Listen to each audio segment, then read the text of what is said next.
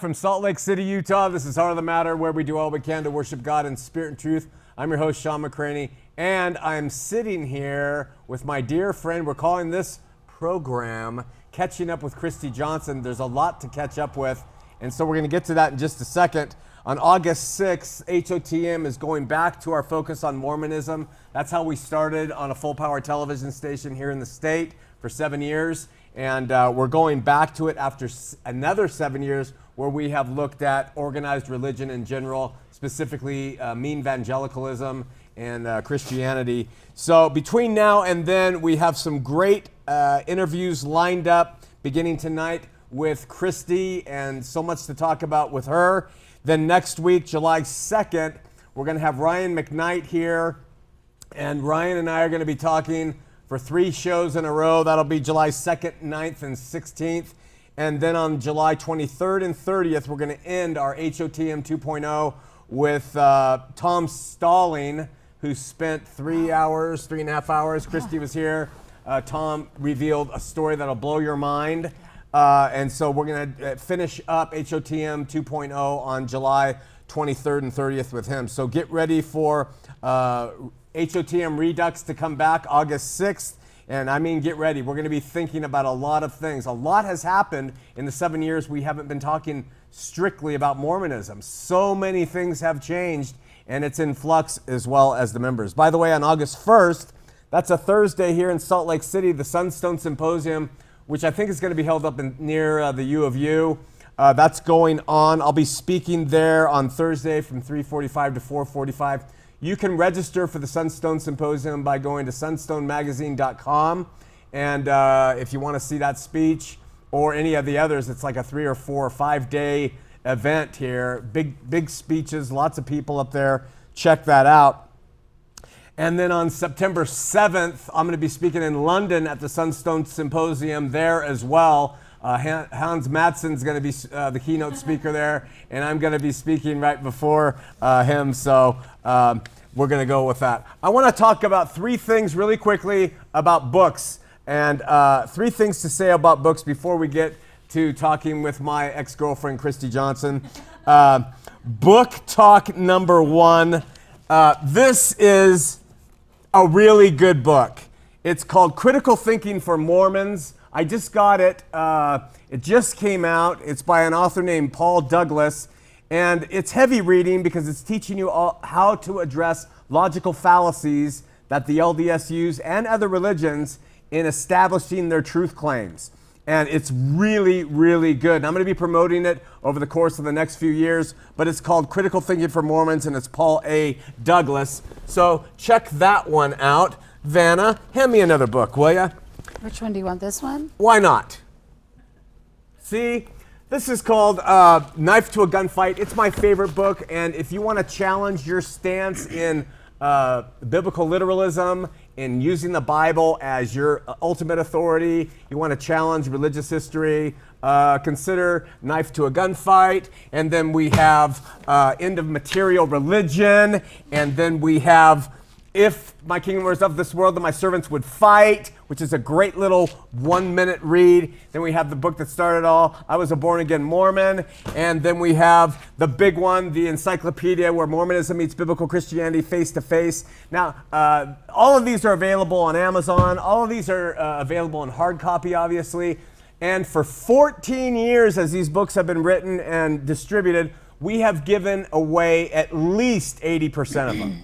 We print them, we write them, we print them, we give them away to anybody who comes to our church or comes to our shows, who wants them, who's interested, and we mail a hell of a lot of them too. Well, a new trend has picked up. Where did my little bag go? Oh, here it is. There's a new trend that's picked up, and it's pissed me off to no end. Our naysayers and critics are doing a little game. They're writing us and saying, hey, can we have your book for free? Because we give them for free. So we say, sure, and we box up the books, and we spend the postage to send it to them, and then it gets to them, and they say, the recipient says, we don't want it. So we pay for the postage to go out, and then they send it back to us, and then we get a thing from the post office that says, they didn't want it, now pay the postage for them sending it back. So it cost us $7.50 with this little ruse to help drain our resources because of these frickers, which I would use another word, but I'm in mixed company tonight. These frickers are messing with us. And so what they've done is, after 14 years of gladly sending them out, we are not going to play that game. So if you want the books, come here or buy them. It's going to be one way or the other. You will get them free if you come here. We're not mailing books out anymore because of idiots like that. We've tried to do it right, but it's not possible. Final story on books. I was at this event. You can see a poster. You can see a T-shirt behind it. Was it last week? It was a few days ago. Hold that up, will you, please? Very nice. It was a few weeks ago, No Crime and Sin. It was the world premiere of this excellent movie that was shown at the Rose Wagner Theater in downtown Salt Lake City. There were how many people, Kristy? Oh, about 300. About 300. I think there were more. I think that their tally people were drinking. I think there were 428. I bet that when I was there. Anyway, it was a great film, well supported. Kristy, she blew my mind with a number of presentations. We're going to talk about those in a second. But while I was there, I had the opportunity to run into different people I had known over the years that I haven't seen in years. And one was a couple. I'm going to call them the Fire Couple. I'm just going to call them that. And the Fire Couple live in Draper. And I knew them when they came out of Mormonism, and they were all hot for Jesus and trying to figure out what they were going to believe. And the Fire Couple, they're older than I am. I said, so how are you guys doing? What are you doing in terms of church? And they kind of looked embarrassed to talk to me, and they're just like, yeah, really don't believe. We don't believe in anything anymore. And I'm like, okay, I know people make that decision. And my friend Larry, he said that's part of the process, and I think it is. When you've been a Mormon, not believing anything is part of the process. So we can't get too freaked out over that. But they said, we tried every church possible, and even, they live in Draper, we even went to the big church in Draper, SMCC, the church I hate. And this is what happened to us. I didn't coach them. I said nothing.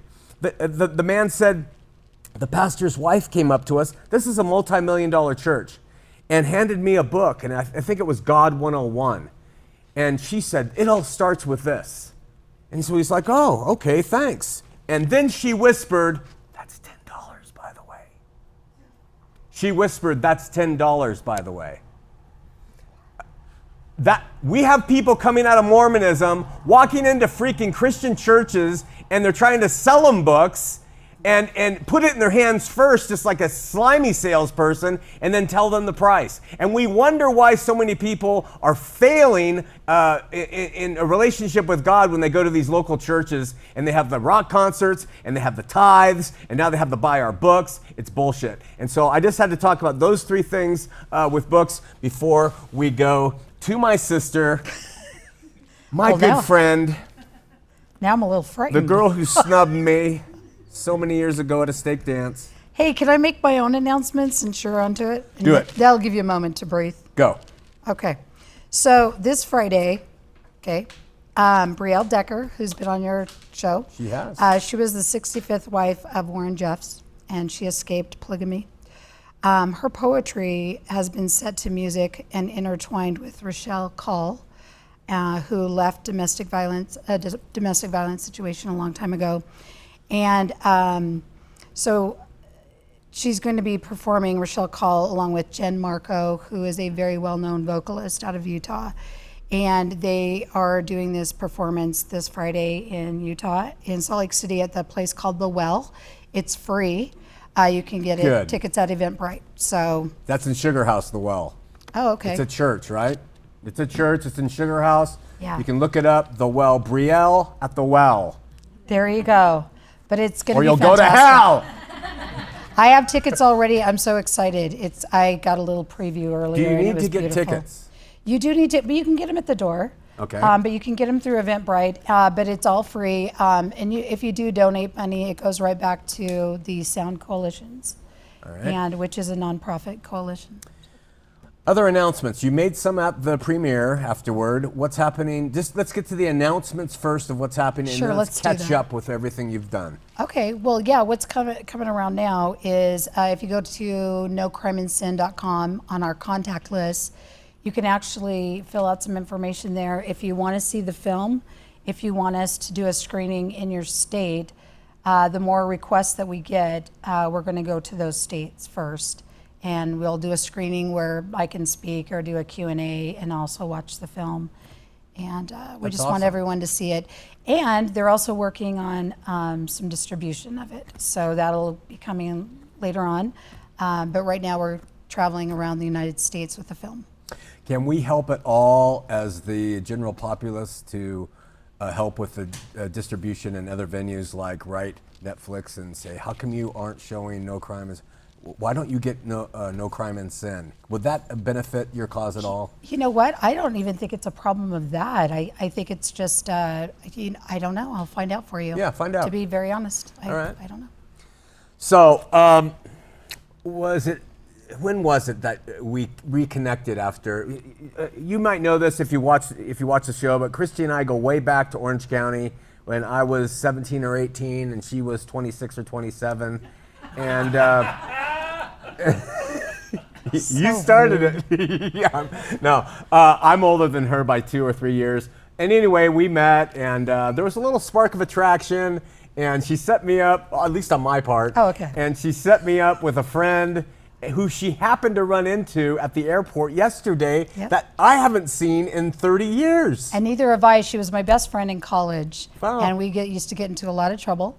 And I was waiting with my son for his flight back to Orange County, and there, behold, she comes walking in, and she was on the same flight. And I was like, what are the odds? That's just amazing. Yeah. All of that time, you're here, meet her, I live here. Anyway, so we knew each other then, and then when did you call me? When did we reconnect? Yeah, we were coming 17? in 2016. 16. Wait, no, 2018. 18, yeah. God, the years have been going by. Yeah, 2018 in June of last year, probably around May. Mm-hmm. I think I called you because I've always watched you from afar and watched all your shows through the years. I really did. I followed you. I had a lot of respect for you. And, well, I still do. That sounded weird. But yeah, I was still LDS at the time, but I was very interested in everything that you had to say and followed you. And then I called you and said, hey, we're coming into town. I'd like to invite you to our premiere. And then you said, well, would you like to be a guest? And I'm like, oh, are you kidding? Sure. So we did 3 hours, right? Yeah. Yeah. And those were 3 fantastic hours. You really know how to articulate your story. And if you don't know Kristy's story, thank you, Reed, for taking care of your phone before the angels are now coming to join us. That's the sign of the Holy Spirit falling. It's another Pentecost. The film she's talking about was Glass Temples, and that was 22 minutes long. And then we interviewed for 3 times. The story is amazing. How can people know your story if they don't go to No Crime and Sin? Is there another website or way to look at what you've gone through, or is it all through nocrimeandsin.com? Well, I also have an official ChristiAnarchyToday.com webpage, which we're constantly updating. But as far as the No Crime and Sin, specifically about that particular part of my story, which is really important, you can look at that through the nocrimeandsin.com website, and that gives a lot of information. But to keep up to date with me, it's official ChristiJohnson.com. Very nice. Yeah. So we got together and we did the interviews, and then you went on, and what have you been doing? You went on in life. Well, I want to back up really quick because you have no idea what you did for our family. When I came last time, my brother Kim and his wife and 2 kids were here in the audience. And, you know, Kim, he doesn't talk about it much, but he, you know, after his mission, he came home and our whole lives had changed, you know.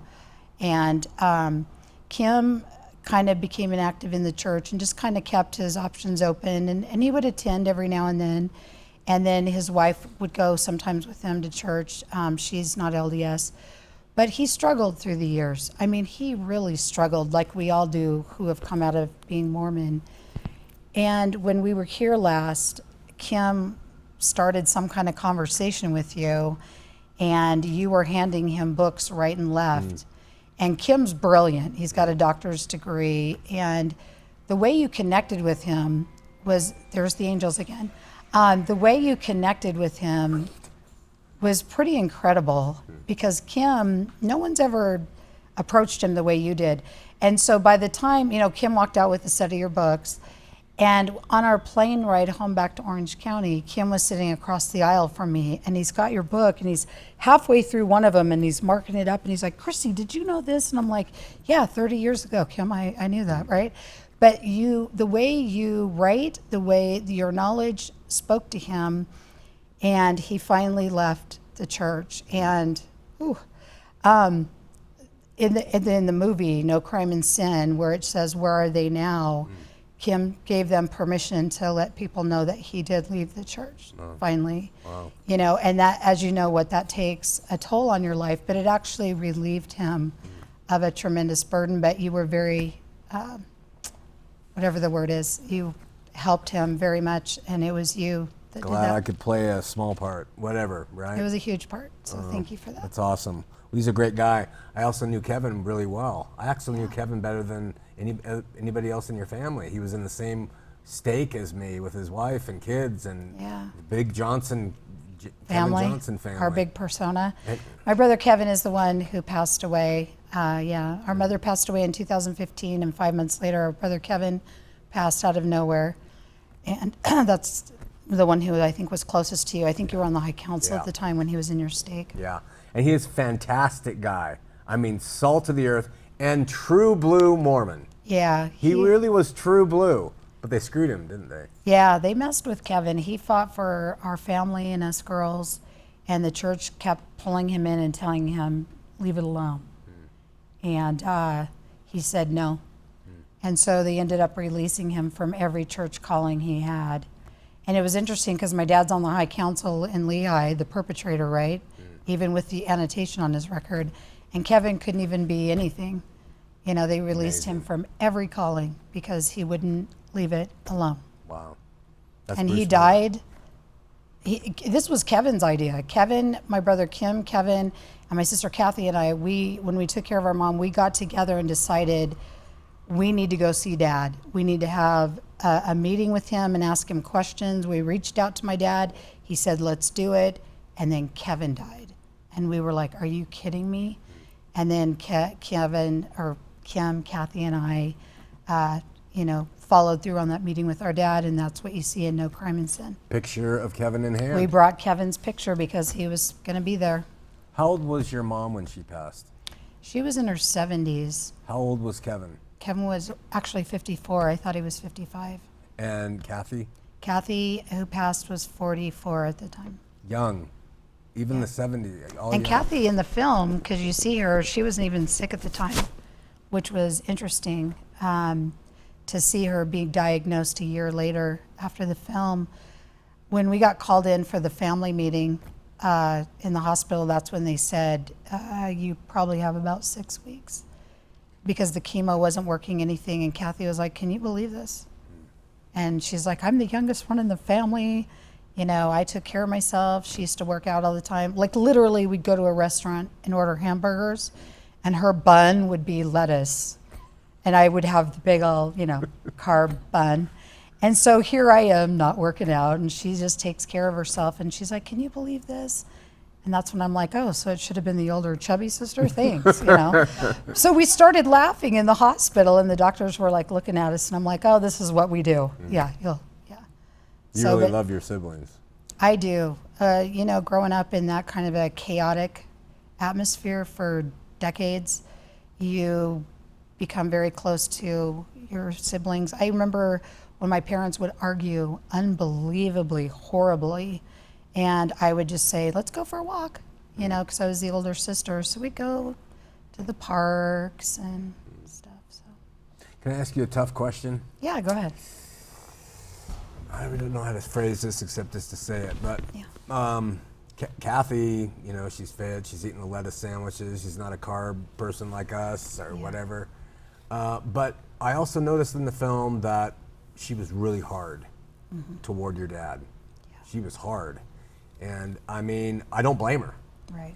But you seem to be much more forgiving. And I just wonder about the association, which we talked to Tom Stalling last week. You were here about, he said, I can't forgive, I won't forgive. And and I just mentioned to him, that really hurts the individual. I know forgiveness takes time, but do you think there's any sort of association, I know you don't know, between your sister's passing and just the death in her heart toward your dad and what he did?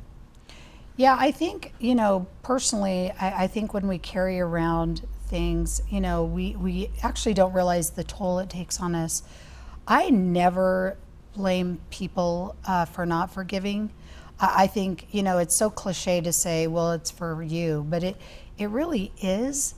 But I think that it comes down to the individual. It does. And if you are able to forgive at some point, years, decades down the road, it's a really good thing for you. Because what we found in the movie is that our father, sitting across from him, he's got no pictures of us. There's no evidence that we even existed in his life, and he went on to live this wonderful life. He's still living a wonderful life even now. And so for Kathy and I and Kim to be looking around being like, wow, we've been carrying this load for decades, and he's off, having a great life, being Mr. Speaker and doing everything, and here we are getting sick and having horrible relationships and not choosing well. And I'm thinking, wow, this sucks big time. And so Kathy carried that around, because not only that, my dad left when she was, I think, 13. And so she had kind of a different upbringing than I did. And we were 9 years apart. So she didn't go through, she went through a little bit of primary, in the church and stuff, but she never really was taught about forgiveness and things like that. So she kind of was raised a little bit by my mom after my dad left. And my mom was not a very good parent. And I mean, God bless her, but she wasn't. And Kathy never had that solid foundation. And I know she became a Christian at one point, but it was a very charismatic church, which was confusing for her. But in the end, Kathy softened up quite a bit. Oh. And I saw a huge change in her, because being able to sit across from our father, and Kathy, as you can tell in the film, kept her head lowered. And I did too. I didn't realize our body language was so, and Kim, right on with my dad, sat there and straight across, asked him hard questions. And God bless Kim for doing that. But Kathy at one point lifted her head when my dad fumbled over the word repentance. I thought I had repented, but he's like, repent. We're like, repentance? It's really a hard word for you. But so Kathy, her one eyebrow raises, right? And when that happens, it's like, clear the room, because it's going to get ugly. But she just looked at him, and that was her moment in time to be like, I had to live my whole life without your love.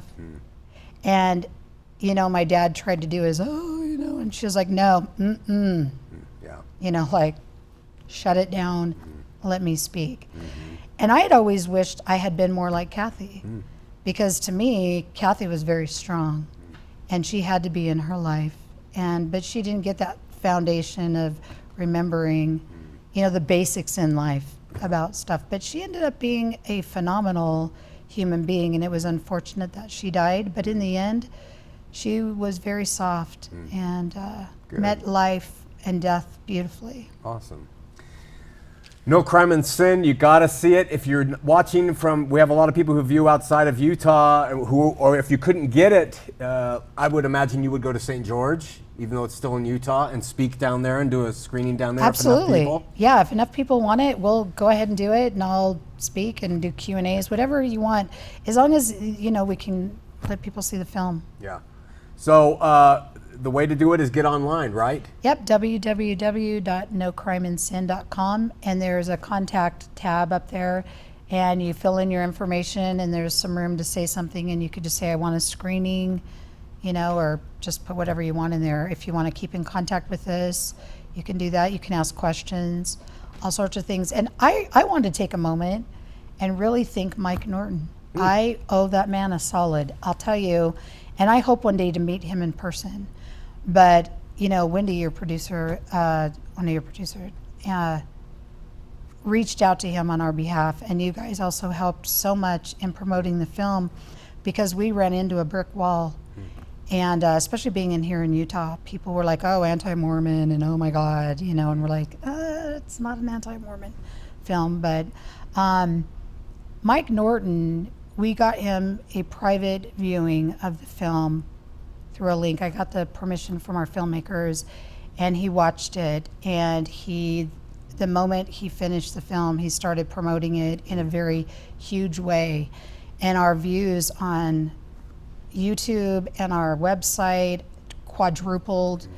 And I really thank him so much from the bottom of my heart. And the posts he did were so heartfelt and very raw and honest. And then he gave accolades to my sister Kathy, which made me cry. But Kathy would have loved him, you know, and I can't thank him enough for doing that. He's a man of passion, man, and when he believes something, he goes, right? Yep, and I appreciate that about him. Yeah, so do I. Speaking of a man of passion and going after it when he believes something, you and I, we kind of reunited together, and with the input of a woman named McKenna Denson. And McKenna got involved. She called me out of the blue and wanted to help establish a GoFundMe. Oh, GoFundMe. A GoFundMe. It's a really hard word. I have another word for it, but I usually don't. You just landed that one, did you? I know you very well. Anyway, I have been asked before to do GoFundMe promotions and things, but because it was you, I said I would do anything to try to help you in that very difficult time in your life. And so she told me what to do, and we became acquaintances, and then she was on the show, and we did the interview with her for 3 or 4 hours too. And then you and I, we would have discussions. Mm-hmm. And in those discussions over the past year or so, we would say, is there something we're not getting here? And then Mike Norton came out and said, yeah, there's a lot you're not getting here. Yeah. I think it has really harmed causes like yours. I think that in the mind of some people, everyone's going to be one step less motivated to take people's stories on face value because of stories like McKenna's. Now, I'm not saying her story in the MTC is not true. I don't know. It seems like it's true, but all the other stuff, it seems to be really fictitious. What do you think? Well, actually, you know, to put a positive kind of thing on it, I actually think she did us a favor. And not that she lied. What I mean is that people do this kind of thing all the time, and it's disgusting. And it, you know, you think it's going to hurt the cause of people that are legitimate or have had really horrendous things happen to them.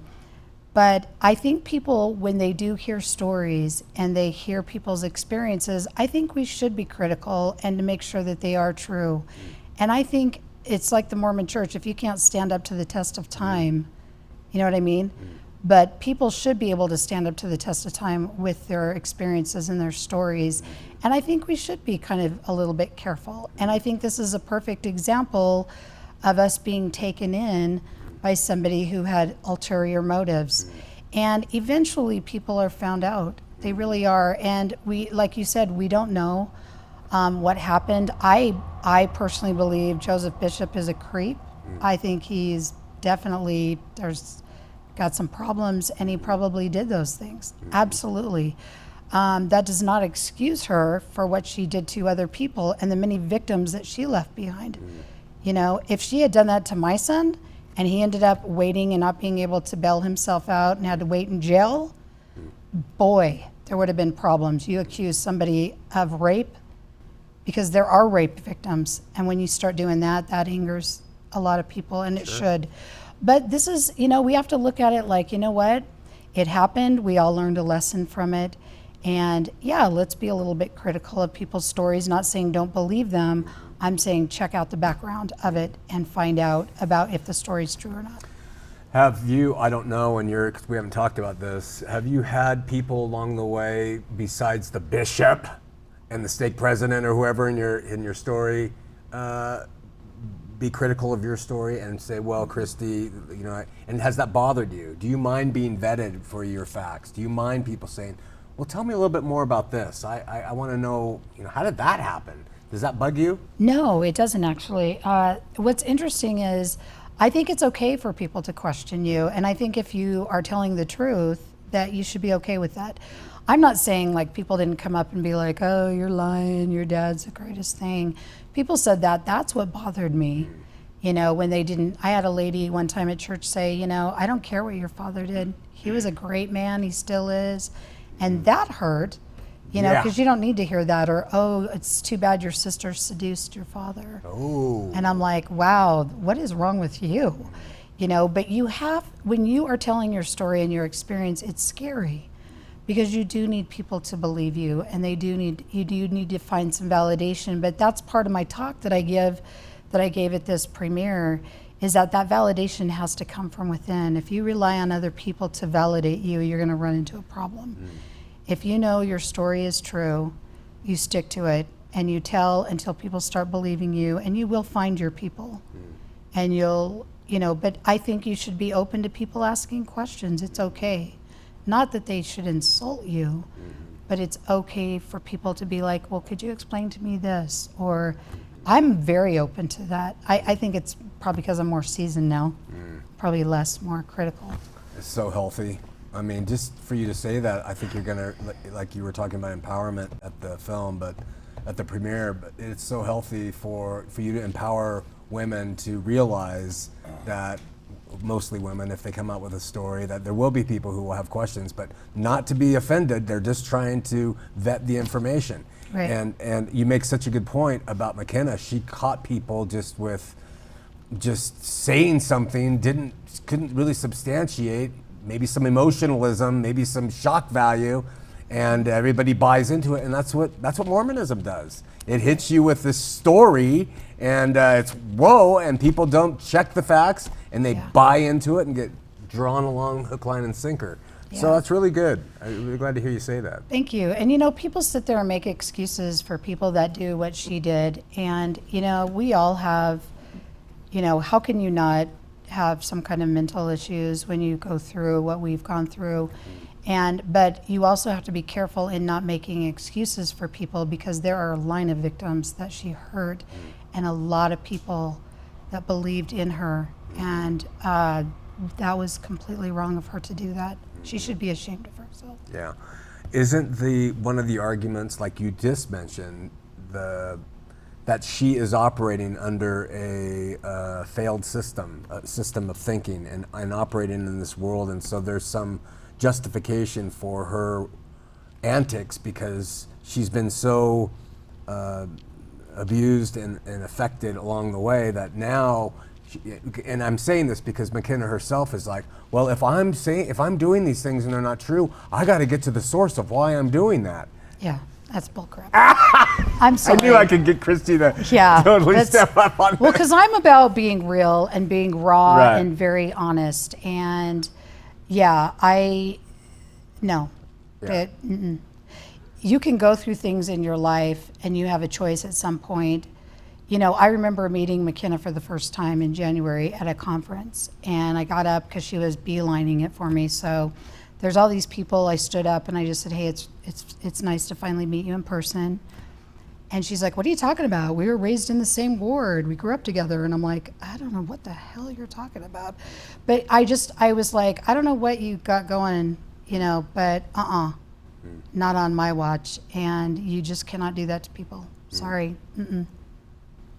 So what's in line for you now? I mean, what are your hopes? You did some stand-up at the premiere, which was excellent. Oh, thank you. Very good. Thank you. And I sincerely liked it. I thought Really? it was very funny, yeah. Oh, thank you. Not that I'm any judge of stand-up, but I thought it was great. Can I use you as material too? Sure, I am a character waiting to be ripped apart. But you also have done it at Wise Guys and other places? I've done a couple other places, but not more recently. I will now, because it's one of the things we're going to promote, you know, so I can get my own show and things like that eventually. But, you know, I base it off true stories. which is fun, you know, and I love that. So this will be part of your so-called repertoire. yeah, whatever that word means. You always throw a word that throws me off. That's not, you get that one. But so you're going to include your stand-up, and this is part of who you are. And you've always been funny. Well, so thank you. You're just taking it to the stage now. I am. You know, I made a promise to my sister. We were able to see her and spend a little bit of like 3 days with her before she passed. And by the time we, you know, were talking with her, she was blind and her head had swollen really bad, and she was partially paralyzed. But she could react. And I told her in her ear that I was going to live my life to the fullest without fear. And, you know, she didn't get to live out her dreams, and Kevin didn't live out his dreams, and obviously my mom didn't. So you know, people are like, well, how can you laugh and go forward? And, you know, and I said, how could I not? You know, I'm going to look at it that way and be like, I'm going to live the best life I can. And it was funny, Jared Ruga, you know, thinks I'm hilarious. And so he was like, you should do comedy. And I was like, okay, when and where? You know, just tell me where you want me to be, and that's what I'll do. Because I don't want to live in fear. I lived in fear for decades. And I'm not afraid to speak my mind. I mean, what's the worst thing that could happen? So stand-up is part of that. Yeah. You have a great stage presence, by the way. Oh, I do? I went to Wise Guys to watch Steve. I just I walked love across. Steve. Yeah, he's funny. And I watched the people's stage presence, and so many of them were stilted, and they just couldn't do it. You're like a pro. You're working the stage, walking back and forth. Yeah, Really it's that no good. fear, man. I probably got my sister hanging out with me because I just figured, what's the worst thing that could happen? Somebody could heckle you. I already know what I'm going to say, like, Mom? You know what I mean? Like, people get scared about that, and I'm like, don't live in fear. Yeah. Just go for it. Whatever you want to do. You want to go back to school, go back to school. So, You know? what else besides stand-up? Well, Some motivational speaking? Motivational speaking. Signing up for, you know. Specifically to women?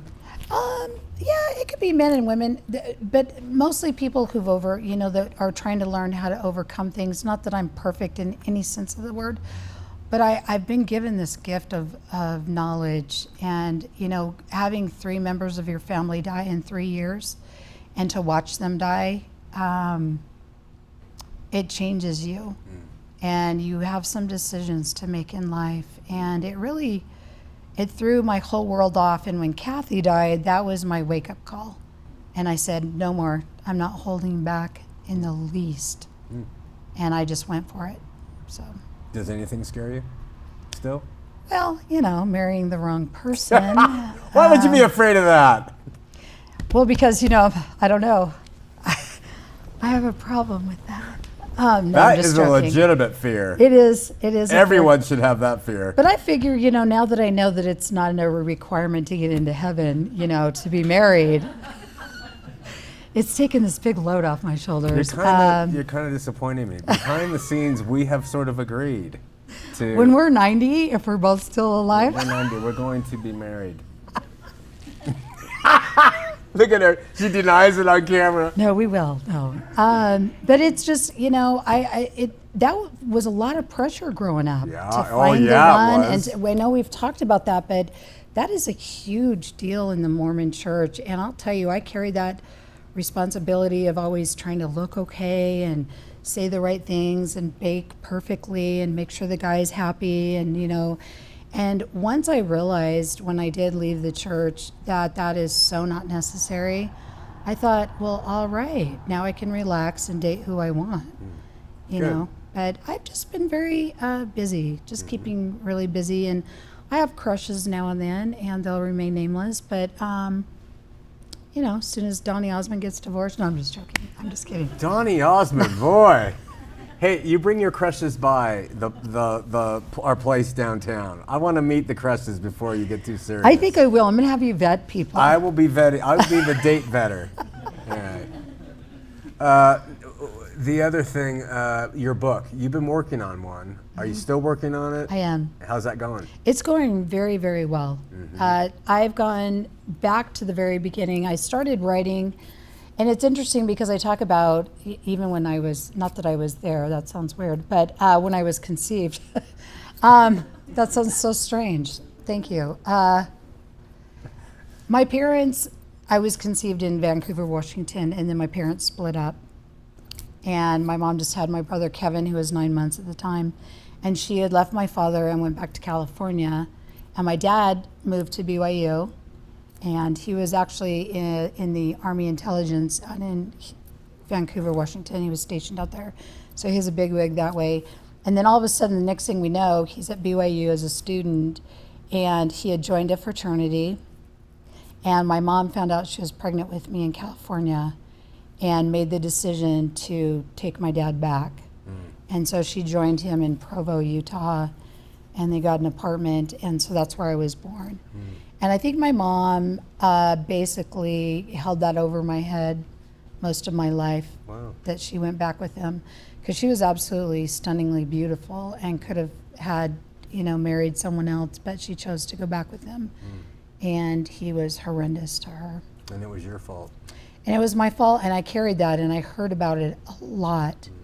And so in my book, I'm pretty raw, like I'm just, here it is. And I add some humor in there, because sometimes you just have to laugh. And but I'm very honest, and I go back a little bit about my mom's history and my father's history too, to kind of set the stage for me being born into this family, and then kind of what was expected and things like that. So I hear the phone's ringing. If someone has a question for Kristy, Wendy, will you see if if Mary can put it through?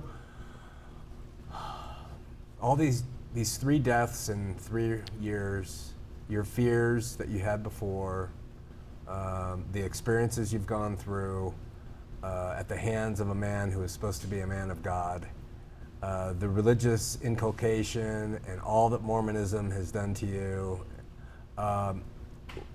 And now you've had like some exponential success in the past year. It's just like piling on, and I think it's going to continue to go, and I hope it does. I hope you have your own show on CBS and you're doing your thing, and it would be great. Thank you. I look forward to it. Yeah, the question I have, your heart, honest to goodness, mind, heart, God, Jesus. Are they there? Are they not? Do you have a different view of them? I was just talking to Larry about this before we came on, is that it's a journey. I think life is a journey, and I've gone from, one of the shows you talked about is there's people that lie in wait for you to leave the Mormon church, and a lot of these pastors jump on you. Not physically, that'd be weird, but they try to reach you and bring you into their flock. And then it's their interpretation. So I've gone through this huge journey in my life. I very much believe in God, very much. I've felt his place in my life. My relationship with him has evolved into different things. So I really don't know where I'm at as far as, exact religion and anything like that. I know that I don't believe in religion at all. I don't go to churches. I do feel very close to God. I've never been more grounded in my entire life. And I think people don't realize that you don't have to go to church to have a relationship with your Creator. Amen. You do not have to. It's not required. You don't need to give anybody money for it. He created you. He knows your heart. He knows your mind. And whatever that looks like in your relationship with him that grows is between you and him. And people just need to let you be that way, whatever that is. Afterlife? I do believe in an Kathy, afterlife. Mom waiting for you? Absolutely. And here's, we talked about this last year sometime, but I truly believe that when we die, we live on. And it, I don't know if there's other lives that we live, but I do know that truly feel that there is a life review that happens. I don't believe in this everlasting hell where we're burning forever. I think that God loves us, his children, and I truly believe that. I think that you have to come to terms with whatever you put people through. I think you'll feel what you did to them, and however long that life review has to be, because you need to know that, what you did. And I do think at some point you are brought back into God's presence, And I just don't think you're floating around on a cloud. I do think learning is a hope huge not. thing.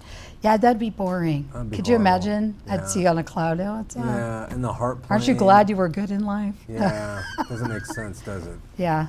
So, and then, no big deal, but purpose of life in your mind now, after what you've seen with Kathy's death and Kevin and everything, and then what's the purpose of life? What would you tell someone else? I think the purpose of life is all about learning what it feels like to be human. I think we are, like that saying said, that we are not human beings having a spiritual experience. We are spiritual beings having a human experience. And that made sense to me. But I think we're here to learn about life and experience earth and life and people, and to learn I think it's all about learning. And I think to realize how incredibly beautiful and wonderful we are. Like I said in my talk the other night, that famous saying with that lady is like, our fear is not that we're broken, it's that we are incredible. And sometimes that's fearful for people, that we are powerful human beings, and that, you take someone like my father who did so much damage to so many people's lives. I mean, forever ruined, and our brains were rewired. I mean, horrendous damage. And then you take one other person who's sacrificed and loved people, and the influence that they can have. So it's about the power of one person and what they can do with their life. And it's up to that individual what they want to do with their life. People don't realize that's the freedom that they have. Yeah. And if you have a dream and it lives inside of you, don't let anybody tell you you can't do it. I mean, who would have thought I would be telling jokes in Utah? We have a call. This might be Mike Norton. It's a Mike on line 1. Let's find out. Mike, you're on Heart of the Matter. Is this Shawn? This is Shawn. You have to turn off your computer, Mike. I did, Shawn. If Thank it's you. Mike Norton, I'm going to tease the heck out of him. All right. Is it Shawn, off, Mike? Every caller we've ever You know, had. I had a similar experience to It this doesn't sound gal. like Mike. I had a wife that was physically abused by her dad, and I married her to get her out of that situation. And it seems so similar to this situation. I'm sorry about what happened with your wife. That's one of the things that you don't realize when you marry someone or you're going out with someone, the tremendous, and I don't want to say toll, but you have to give them a little bit of credit for, because it takes a toll on people. But what's beautiful is also that when you're an abuse victim and you've survived it, your understanding and the beauty that lies within you, and you're with the right person, it's so beautiful. It has to be, right? It's gonna sound weird, I've been with a few guys that I thought were absolutely wonderful for me, and when you are evenly yoked, as the scriptures say, that's beautiful, and they can understand what you've been through, and they're loving and kind about it. Whew, that makes all the difference in the world. Mike, are you still with your wife? No. Yeah. No, we're still married, but I'm just separated about 10 or 12 years. Wow. And but I love her. I love her to death. And but it just seems like a very similar situation. I bet. She's abused by her father, and I came home from my mission, and I decided I needed to marry her to get her away from him. And it just seems like a pretty similar thing. Really appreciate you calling, brother. Thanks so much. Yeah, thank you. Thank you, Shawn. Love you. Love you too. Bye. Yeah, I would imagine that there are similar traits in that completely. It Can't help is, especially, too, when it's your father. Your father's supposed to be the one that protects you from the bad guys. Yeah. And when your dad's the bad guy, Yeah. you know, and starts doing, you know, really bad things to you, it really, talk about taking away your faith in life and your whole understanding of men, you know, and it gets really messed up in your head. Yeah. And that's why, you know, these perpetrators and these child rapists and these people that do harm to other people's lives, we need to hold them accountable, Shawn. I'm telling you, laws. I've been getting involved. Thank God for Angela Kelly. I love that woman. She fights for victims' rights. And, you know, we were talking about working on another law that we want to see be more strong. You know, like the mandatory reporting laws. In different states, they have these exceptions when it comes to clergy.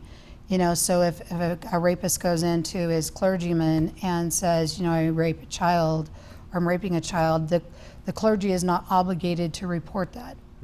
But if the victim comes in an hour later or whatever and says, this guy is raping me, they're under obligation by law to report that immediately. Their first call should be to the police to get that reported.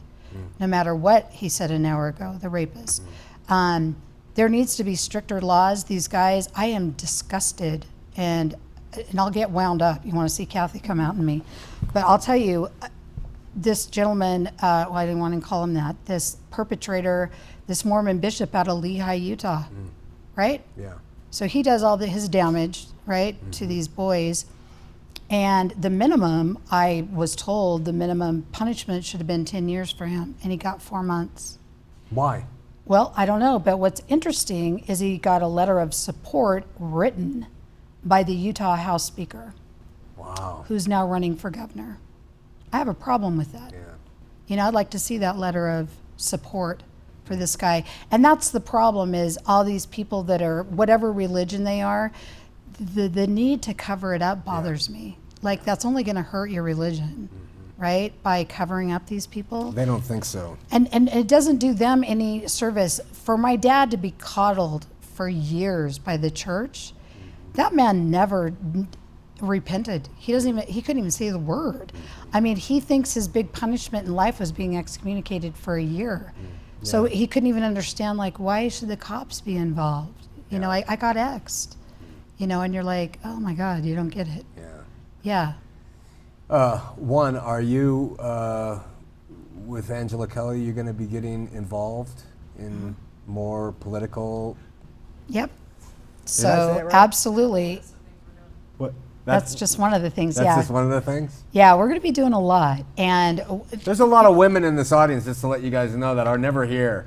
So I think she has some followers going on and she's getting involved with things. So politically, you're going to be involved as well. absolutely, because I think the laws need to be, you know, there's laws that are in place that are not being followed and enforced. Is it Utah specifically? Specifically Utah, it is very plain. Someone went to a lot of trouble to get that mandatory reporting law in effect, but they are not following it, and it is a shame.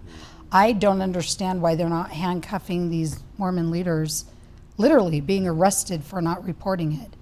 And then what it does is it creates more victims, you know, and then they give them these small sentences, like these guys who have child pornography, thousands of pictures, and they give them 90 days. And you're like, are you kidding?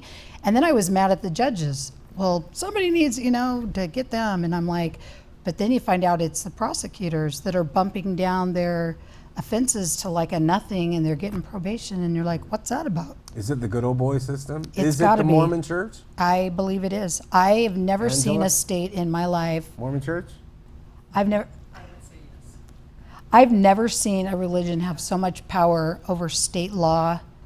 So I'm like, something's going to have to happen. And I've also, you know, reached out to the state senator in California, Senator Hill, who's trying to get the clergy exemption removed from the mandatory reporting law there. So there, you know, across the board, it shouldn't even be in there. But even when you have the laws in place, when they're not being enforced, what in the hell is that about? You know, that's ridiculous. So there's plenty of attacks that you can be involved in. I think they should get rid of everything. I think they should get rid of 501c3, tax-exempt donations.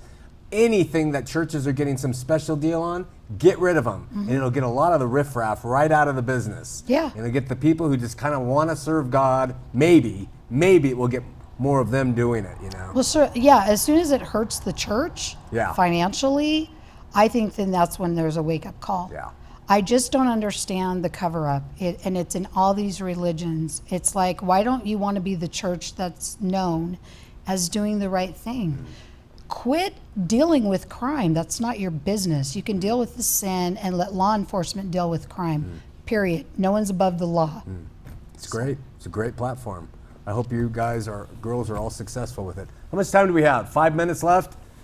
I got to ask one question. I didn't ask you this when we sat before, Kristy, but your dad, that guy, I remember seeing him around town and at the CES thing, big guy and, you know, handsome guy. And did he have a history? Do you know any of this?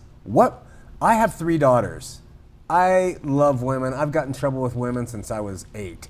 I love women. I could never get involved with my daughters sexually. Is it sexual? Is it some sort of other evil? What the fluck is driving a father to hurt their daughters? I think it has to do with power.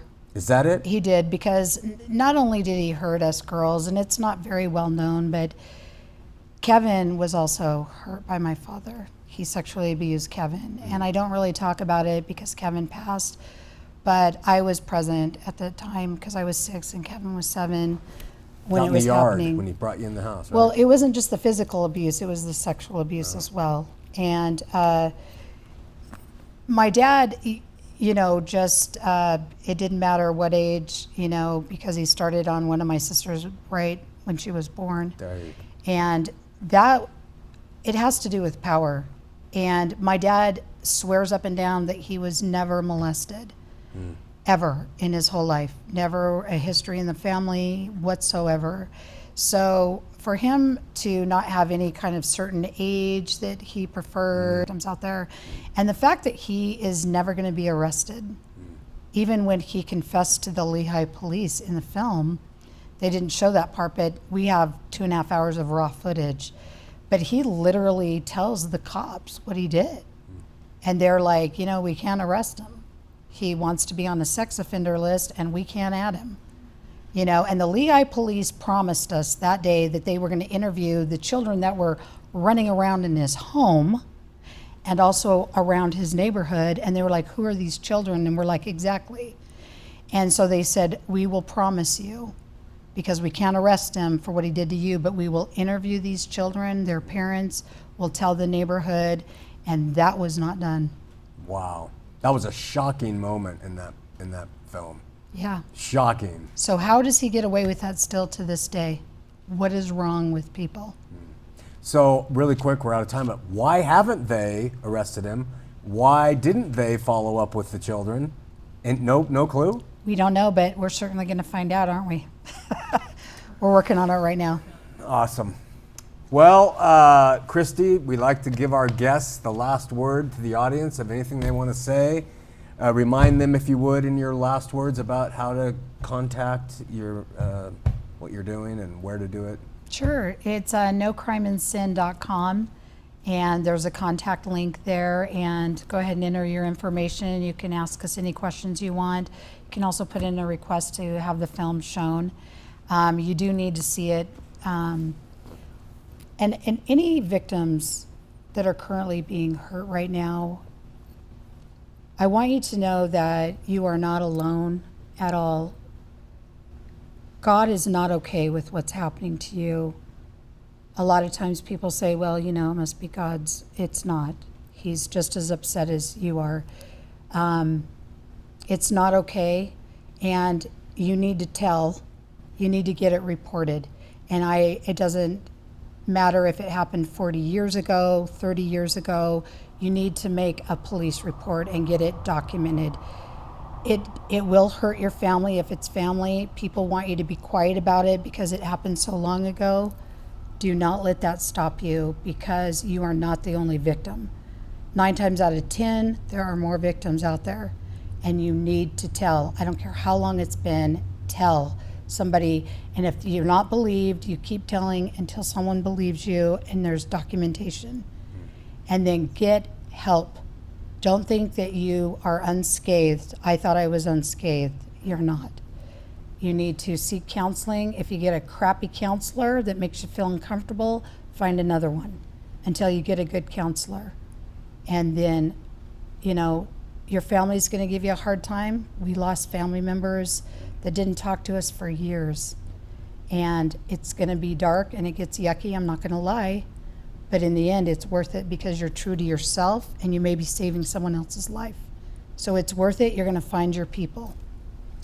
Kristy Johnson, my dear friend, a woman of beauty, a woman of poise, and a woman of great courage. Thank you. So proud of you. Keep going. Thank you. We'll see you next week with Ryan McKnight here on Heart of the Matter.